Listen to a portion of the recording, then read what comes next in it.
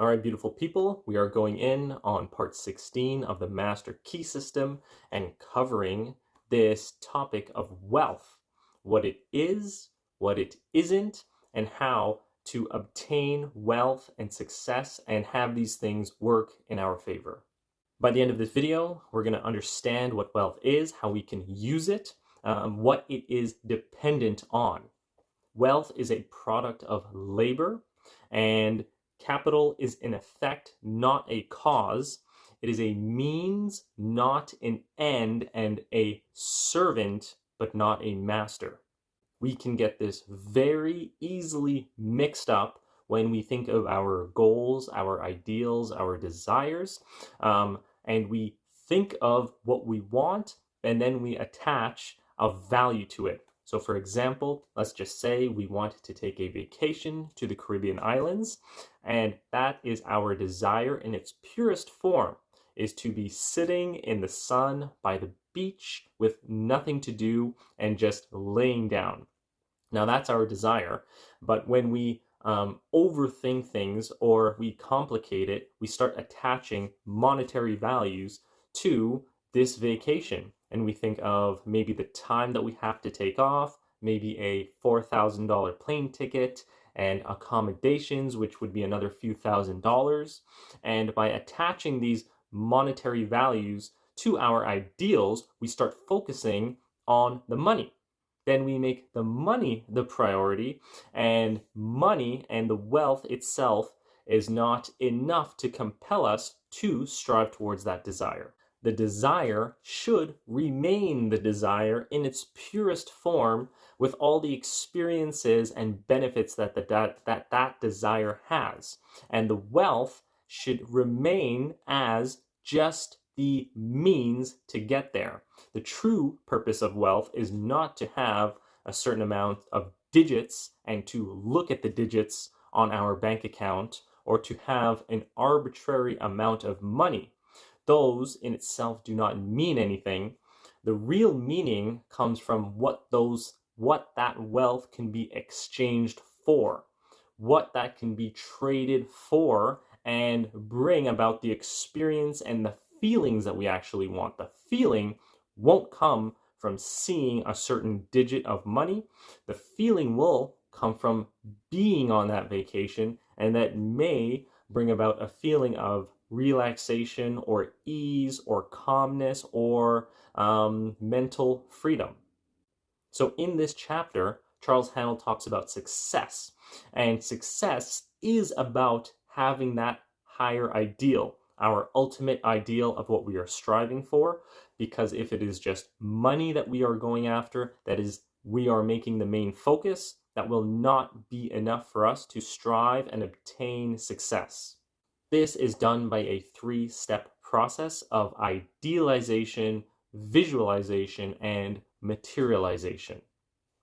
This 3-step process can and will ensure our success and that we have all of the wealth that we desire. Step 1 of idealization is to see the thing that we want in its completeness. Our mental state should be focused on the things that we desire and not the things that we are fighting or trying to get rid of or trying to get into some sort of combat with and mentally argue with. So for example, as we are watching this video, where are our mental thoughts? We are lucky that we are watching this video because we are bringing attention to our current state of mind. Now, we can do this throughout the day if we remember. We might not always have a prompt like this to come back to our mental state to observe the conversation that's going on here, but we can do this now.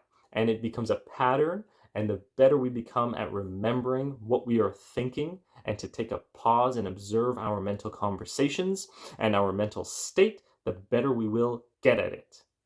So we might wake up in the day and we might have thoughts going through our mind.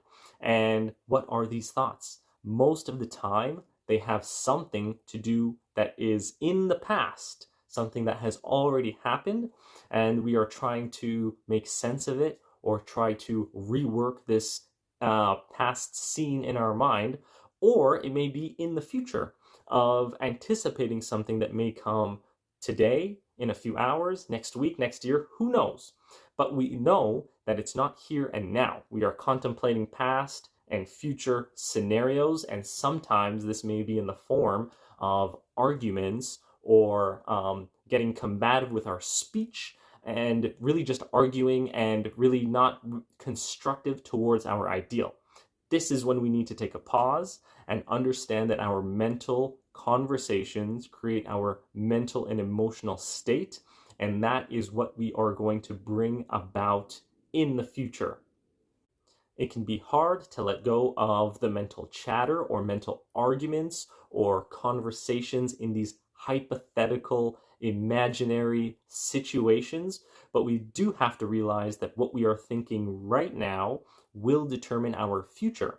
And we may say that, oh, we have to be ready for these mental arguments, or when I confront this person or I get myself into this situation, I have to be mentally ready to go to war when I encounter these.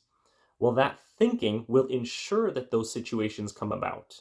We just have to realize is that, do we want to bring about those situations at all? And in the current present moment, we are not there, and we were not in the past. We are here now. So if those situations happen, we can deal with them then. For now, we are ideally thinking about what we want to think about, because that is what we are going to bring about. And to think about what we want means to visualize it. And when we visualize it in our mind's eye, we have full control of that. We have full control of our mind's eye, our imagination, and there should be no limit when we are visualizing. There should be no ifs or buts when we are visualizing. The external world shows what has already been created in our life, and the internal world shows what will be created. So when we are visualizing, we want to feel it. And how can we feel this? We can think about it. We can think about that same scenario of being on a beach. If we want to be perfectly relaxed, that is our ideal scenario to think about. That is success in our mind, and we need to use as much feeling as we can when we visualize, which would be incorporating the scenery, which is probably the most obvious part, but from a first person's perspective of seeing the beach, a glaring sun, picture perfect sand. But to make this stronger would be to incorporate more senses, which would help us feel more, so we could hear the waves, we could hear seagulls. We can also taste. Maybe we might have the taste of salt water, that is the salt that's in the air. We can smell the freshness of the water. These feelings can be incorporated in our visualization. Unless we can actually feel it to that extent, we do not have enough power to bring those things about. So these need to be felt in total completeness, as if we were actually there instead of sitting in this chair when we are doing our visualization. When we take full control of these capacities that we have to create, our spiritual power to create, we are taking destiny out of the hands of chance, and we are taking full control of ourself, our body, our mind, our spirit, and future circumstances that will happen. By the state of our mind, we will determine good and evil. This is all dependent on the character of our thoughts. So we do need to reflect and observe what we are thinking, what is happening mentally. Bad things, evil things will happen when there is no vitality, there is discord in our thoughts. Handel says that evil and good are not outer entities or energies. These are all from within, and good is an equilibrium of harmony within our mind, which will present and bring about good in our life. Evil, discordant thoughts, things that are out of line, that are not of in coordination with our highest ideals, will bring about evil. This is why we do want to understand and feel, at least be aware of, first, the character of our thought, any mental things that we are rehearsing, and what is the nature of this. And then once we are aware of that, we can consciously direct our own creative power in the direction that we want to go.